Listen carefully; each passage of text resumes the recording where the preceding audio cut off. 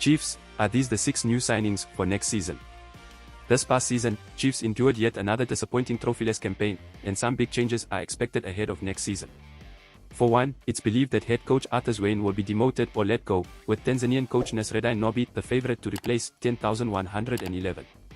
It's also an open secret that several key players are set to be recruited as a Makwasi plan to bolster key areas of their squad.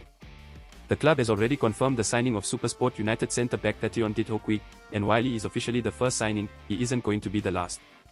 Who else could be coming to Chiefs? Ntuduzi Mansane, Kevin Semengo, Edson Castillo, Pule Modi and Ronga Shivaviro. Signs suggest that Chiefs have successfully made moves for the aforementioned players, and the expectation would be that they will make key announcements early next month. As players come in, so there will also be departures, with midfielder Arthur Zwane the latest to be released by Kaizer Chiefs on the expiry of his contract. The 31-year-old signed for Makwasi from Stellenbosch FC in July 2021. We pay cash for videos. WhatsApp 060 011 021 1. Please subscribe for more news updates. This is Luke for the South African.